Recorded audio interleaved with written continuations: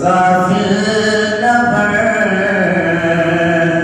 اپنا ٹھکانہ یاد کر، عارضی گھر چھوڑ دے اصلی گھرانہ یاد کر۔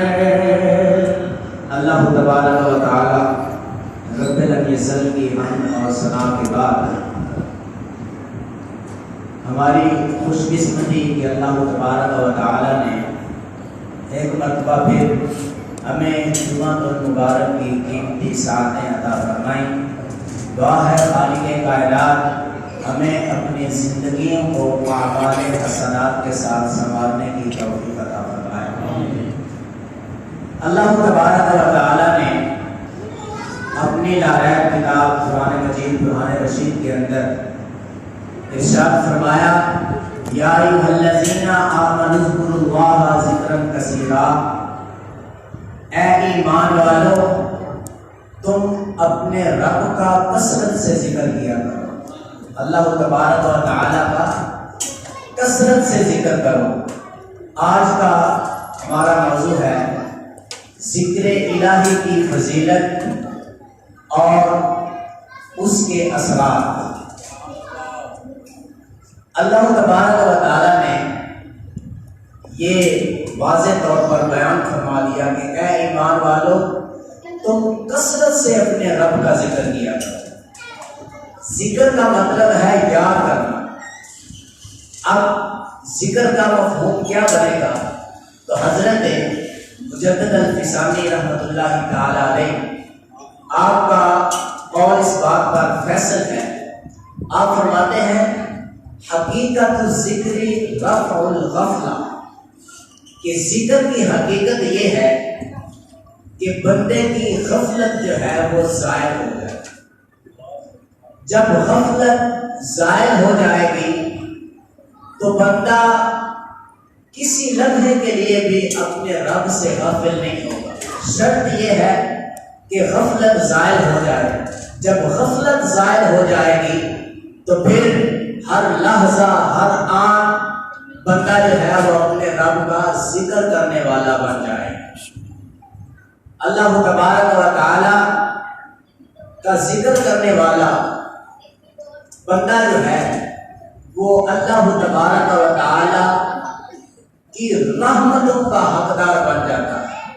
اور جب بندہ غفلت کو ضائع کر دیتا ہے، بندے کی غفلت ضائع ہو جاتی ہے، کیونکہ یہ جو غفلت ہوتی ہے یہ بڑی موت ہے، یہ دلوں کو زنگلور کر دیتی ہے، یہ دلوں کو برباد کر دیتی ہے۔ میرے آقا علیہ الصلوۃ والسلام نے ارشاد فرمایا، الشیطان جاثم علی قلب ابن آدم فاذا ذکر اللہ فندہ واذا غفل فوسوس، کہ شیطان جو ہے وہ ابن آدم کے دل پر قبضہ جما لیتا ہے، لیکن قبضہ چھوٹتا کب ہے؟ جب بندہ مومن اپنے رب کا ذکر کرتا ہے تو وہ شیطان جو ہے وہ بھاگ جاتا ہے، لیکن جب ہی وہ بندہ ذکر الہی سے غافل ہو جاتا ہے تو شیطان جو ہے وہ اذا غفل فوسوس، پھر شیطان جو ہے وہ بندے کے دل میں وسوسے ڈالنا شروع کر دیتا ہے۔ اب اس حدیث پاک کے تحت حضرت ملا علی قاری رحمۃ اللہ تعالی علیہ آپ نے بڑی خوبصورت بات ارشاد فرمائی ہے۔ آپ فرماتے ہیں کہ وسوسہ سبب ہے غفلت کا یا غفلت سبب ہے وسوسے کا؟ یعنی شیطان جو ہے وہ جب وسوسے ڈالتا ہے تو بندہ تب غافل ہوتا ہے، یا جب بندہ غافل ہو جاتا ہے تو پھر شیطان وسوسے ڈالتا ہے؟ ان دونوں میں سے کیا چیز ہے؟ تو آپ فرماتے ہیں حدیث پاک کے اندر یہ لفظ ہیں وَإِذَا غَفَلَ فَوَسْوَسَهُ، کہ جب بندہ غافل ہوتا ہے تو پھر شیطان جو ہے وہ وسوسے ڈالتا ہے۔ تو بندہ پہلے غافل ہوتا ہے پھر شیطان کا حملہ ہوتا ہے۔ تو بندہ مومن کو چاہیے کہ وہ کسی لمحہ بھی اپنے رب کی یاد سے غافل نہ رہے۔ جب بندہ اپنے رب کی یاد سے غافل ہوگا ہی نہیں پھر شیطان اس کے اوپر وار کیسے کر سکتا ہے؟ پھر بندہ مومن جب رب کی یاد میں محو مگن رہے گا تو پھر جو ہے وہ شیطان کے شکنجے میں نہیں آ سکتا۔ میرے آقا علیہ الصلوۃ والسلام نے ارشاد فرمایا ہے کہ جب بندہ ذکر الہی کرتا ہے تو ذکر الہی کرنے کے صدقے سے بندہ جو ہے وہ شیطان سے بھی محفوظ ہو جاتا ہے اور اللہ تبارک و تعالیٰ کی رحمتوں کا بھی حقدار بن جاتا ہے۔ سبحان اللہ۔ میرے آقا علیہ الصلوۃ والسلام نے ارشاد فرمایا کہ کثرت ذکر کرنے والا غافلوں کی مجلس کے اندر ذکر کرنے والا ایسے ہے کہ جیسے سوکھی سڑی گھاس کے اندر ایک شجر سایہ دار ہوتا ہے۔ اور ایک اور روایت کے اندر میرے آقا علیہ الصلوۃ والسلام نے فرمایا کہ جب بندہ ذکر کرنے کے لیے بیٹھتا ہے، کچھ بندے جو ہیں وہ ذکر کرنے کے لیے بیٹھتے ہیں تو اللہ تبارک و تعالیٰ کے کچھ فرشتے ہیں کہ جن کی تخلیق کا مقصد ہی یہ ہے کہ وہ مجلس ذکر کو تلاش کرتے ہیں۔ جب ذکر الہی کی مجلس سجتی ہے تو وہ دنیا کے کونے کونے میں گوشے گوشے میں ہر وقت سیر میں لگے ہوئے ہیں، وہ سیر کر رہے ہیں، جہاں ذکر کی مجلس سجتی ہے تو وہ وہاں پہنچ جاتے ہیں اور اس مجلس کو اپنی رحمت کے پروں سے ڈھانپ لیتے ہیں۔ سبحان اللہ۔ اور وہ فرشتے جب محفل ختم ہوتی ہے، ذکر کی مجلس ختم ہوتی ہے تو اس ذکر کو اٹھا کر رب کی بارگاہ کے اندر لے جاتے ہیں۔ اب رب کو پتہ بھی ہے، علم ہونے کے باوجود اللہ تبارک و تعالیٰ پوچھتا ہے کہ اے میرے فرشتوں تم کہاں سے آئے؟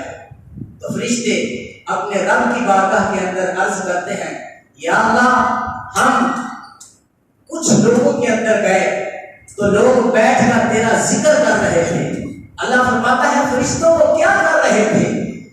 تو فرشتے عرض کرتے ہیں یا اللہ وہ تیری تسبیح اور تحلیل بیان کر رہے تھے، تیری بزرگی اور بڑائی بیان کر رہے تھے۔ اللہ فرماتا ہے فرشتوں وہ چاہتے کیا تھے؟ تو فرشتے عرض کرتے ہیں یا اللہ وہ تیری جنت کے طلبگار تھے۔ اللہ فرماتا ہے فرشتوں انہوں نے جنت کو دیکھا ہے۔ فرشتے عرض کرتے ہیں یا اللہ تیری جنت کو انہوں نے دیکھا تو نہیں، اگر اللہ فرماتا ہے اگر وہ میری جنت کو دیکھ لیتے تو پھر کیا ہوتا؟ تو فرشتے عرض کرتے ہیں یا اللہ ان کا اشتیاق اور بڑھ جاتا، وہ جنت کے اور طلبگار ہوتے۔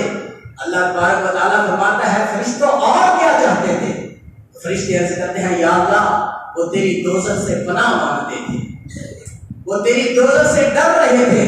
اللہ فرماتا ہے فرشتوں انہوں نے دوزخ کو دیکھا ہے، جہنم کی زیارت کی ہے، دیکھا ہے۔ تو فرشتے عرض کرتے ہیں یا اللہ انہوں نے تیری دوزخ کو دیکھا نہیں۔ اللہ فرماتا ہے اگر وہ دیکھ لیتے تو پھر کیا ہوتا؟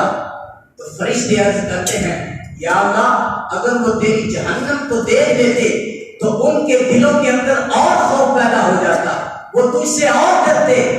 تو اللہ فرماتا ہے فرشتوں گواہ ہو جاؤ وہ اس قدر میرا ذکر کر رہے تھے، اس طرح مجھے یاد کر رہے تھے تو میں نے اپنے ان بندوں کی بخشش و مغفرت بھی فرما دی ہے اور ان کے گناہوں کو نیکیوں میں تبدیل فرما دی۔ سبحان اللہ۔ یہ ذکر کرنے والوں کی عظمت ہے، شان ہے۔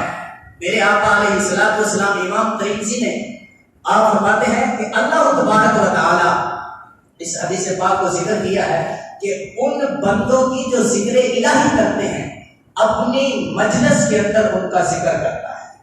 اور جب اللہ تبارک و تعالیٰ نے فرشتوں کو یہ مستعجب فضا سنایا کہ فرشتوں گواہ ہو جاؤ میں نے اپنے ان بندوں کی بخشش و مغفرت فرما دی ہے، تو فرشتے عرض کرتے ہیں یا اللہ ہم جس مجلس کے اندر گئے تھے، جس محفل کے اندر گئے تھے، اس محفل کے اندر کچھ ایسے لوگ بھی تھے کہ جو اس غرض سے نہیں آئے تھے کہ تیرا ذکر سنیں، تیرا ذکر کریں، بلکہ انہیں کچھ لوگوں کے ساتھ کام تھا، وہ ان سے ملنے کی غرض سے آئے تھے۔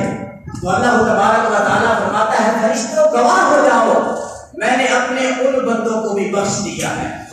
کیوں؟ وجہ کیا ہے؟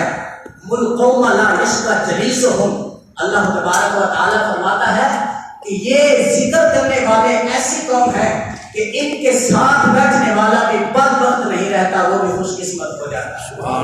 اللہ تبارک و تعالیٰ فرماتا ہے کہ میں نے اپنے ان بندوں کی بھی بخش دیا ہے کہ جو لوگوں کو ملنے آئے تھے ذکر کی غرض سے نہیں آئے تھے، لیکن آگے میرے بندوں میں بیٹھے جو تھے، اٹھ فریدا ستیا تے میلا دیکھن جا، وقت کوئی لب جی بخشیا تے تو ہی بخشیا جا۔ یہ بزرگوں کی باتیں ہیں کہ جو بندہ ذکر کرنے والوں کی مجلس کے اندر چلا بھی جائے تو اللہ تبارک و تعالیٰ اتنا کرم کر دیتا ہے کہ رب لم یزل اس بندے کی بھی بخشش و مغفرت فرما دیتا ہے۔ سبحان اللہ۔ یہی بات حضرت امین اللہ شاہ صاحب، آپ بڑے بزرگ گزرے ہیں، تو آپ اللہ کی تجلیات اور اہل و ذکر کی مجلس کے اندر بیٹھنے والوں کا تذکرہ فرما رہے تھے، ذکر کی مجلس سجانے والوں کے فیضان کو بیان کر رہے تھے۔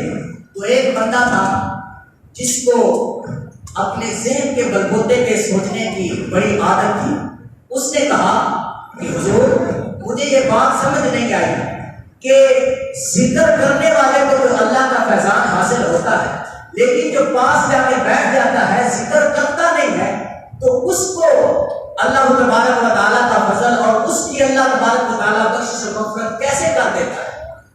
تو اب جو اللہ والے ہیں وہ اللہ والے ہوتے ہیں، وہ اپنے انداز میں بات سمجھاتے ہیں، وہ جنگ و جدل اور مناظرے کا روپ نہیں اپناتے، بلکہ وہ درویشی انداز میں لوگوں کو باتیں سمجھایا کرتے ہیں۔ تو آپ حضرت امین شاہ صاحب، آپ بڑے بزرگ تھے اللہ کے، آپ بیٹھے ہوئے تھے اور ذکر کر رہے تھے، آپ نے ذکر چھوڑ دی اور آپ نے گرمی کا موسم تھا، اپنے خادم کو کہا کہ پنکھا لے کے آؤ اور مجھے ہوا دو۔ اس نے ہوا دینا شروع کر دی۔ جب ہوا دی تو آپ نے پاس بیٹھے آدمی کو پوچھا کہ تمہیں ہوا آ رہی ہے؟ وہ کہنے لگا جی مجھے ہوا آ رہی ہے۔ تو آپ نے اس بندے کو سمجھایا کہ یہ بندہ ہوا مجھے دے رہا ہے، لیکن اس کا فیضان ساتھ والے کو بھی پہنچ رہا ہے۔ تو جو مجلس ذکر کے اندر چلا جائے، جو رب کے ذکر کرنے والوں کی محفل کے اندر چلا جائے، تو پھر اس کو فیضان کیسے نہیں حاصل ہوگا؟ یہ عام بندے کی شان ہے کہ وہ پنکھا مجھے جو ہے وہ ہوا دے رہا ہے اور میں ہوا لے رہا ہوں، ساتھ والا بندہ محروم نہیں ہے۔ تو جو ذکر الہی کی محفل کے اندر چلا جائے، جو رب کی یاد کرنے والوں میں چلا جائے، تو پھر وہ بندہ اللہ تبارک و تعالیٰ کے فضل و کرم سے کیسے محروم ہو سکتا ہے؟ یہ اللہ تبارک و تعالیٰ کی مجلس کے اندر جانے والے بھی بڑے عظمت و شان کے حامل ہوتے ہیں۔ اللہ تبارک و تعالیٰ ہمیں اللہ والوں کی مجلس میں چل کر جانے کی توفیق عطا فرمائے۔ نعرہ تکبیر، نعرہ رسالت، نعرہ حیدری، نعرہ تحقیق، نعرہ غوثیہ، تاجدار ختم نبوت۔ ہمارے آقا علیہ السلام نے اپنی امت کو جو ہے وہ کثرت ذکر کی ترغیب دی۔ ایک صحابی رسول نے عرض کیا یا رسول اللہ سب سے بہترین وظیفہ کیا ہے؟ تو میرے آقا علیہ السلام نے ارشاد فرمایا وَإِن تَمُوتُ وَلِسَانِكَ مِن ذِكْرِ اللَّهِ، کہ تو اس حالت میں مرے کہ تیری زبان جو ہے وہ ذکر الہی سے کر۔ جو بندہ ذکر الہی کرتا رہتا ہے، ذکر الہی کے فیضان سے، جہاں ذکر الہی کی بے شمار برکتیں اور فضیلتیں ہیں، وہاں پر ایک فضیلت یہ بھی ہے کہ اللہ تبارک و تعالیٰ بندے کو دلوں کا سکون عطا کر دیتا ہے۔ بندہ سکون کی دولت کہاں کہاں تلاش کرتا ہے، کوئی جو ہے وہ عالی شان کوٹھیوں کے اندر دولت سکون تلاش کرتا ہے، کوئی جو ہے وہ اقتدار کے اندر اپنی دولت کی سکون کی دولت جو ہے وہ تلاش کرتا ہے، وہ کوئی جو ہے وہ طرح طرح کی آسائش و آرام کے اندر اپنی جو ہے وہ سکون کی دولت تلاش کرتا ہے۔ لیکن ہمیں نہ دولت کے اندر سکون مل سکتا ہے، نہ گاڑیوں کے اندر سکون مل سکتا ہے، نہ عالی شان محلوں اور بنگلیوں کے اندر سکون مل سکتا ہے۔ ہمیں سکون اگر مل سکتا ہے تو اللہ کا قرآن کہتا ہے الا بذکر اللہ تطمئن القلوب، خبردار دلوں کا کا اطمینان جو ہے وہ ذکر الہی کے اندر ہے۔ سبحان اللہ۔ جو بندہ ذکر الہی کرتا ہے تو پھر اس کے دل کا زنگ بھی دور ہو جاتا ہے، اس کا دل نور ایمان سے منور ہو جاتا ہے۔ میرے آقا علیہ الصلوۃ والسلام نے فرمایا لِكُلِّ شَيْءٍ ثِقَالَةٌ وَثِقَالَةُ الْقُلُوبِ ذِكْرُ اللَّهِ۔ میرے آقا علیہ الصلوۃ والسلام نے فرمایا کہ ہر چیز کے زنگ کو دور کرنے کے لیے کوئی نہ کوئی چیز ہوتی ہے۔ جیسے لوہے کے زنگ کو دور کرنے کے لیے ریگمال ہوتا ہے، تو اسی طرح میرے آقا علیہ الصلوۃ والسلام نے فرمایا کہ اگر دل زنگ آلود ہو جائیں تو دلوں کے زنگ کو دور کرنے والی جو چیز ہے وہ ثقالۃ القلوب ذکر اللہ، وہ ذکر الہی ہے۔ سبحان اللہ۔ ذکر الہی کرنے سے دلوں کا زنگ دور ہو جاتا ہے، دل جو ہے وہ نور ایمان سے روشن و منور ہو جاتا ہے۔ دعا ہے خالق کائنات ہمیں کثرت ذکر الہی کرنے کی توفیق عطا فرمائے۔ وما توفیقی الا باللہ۔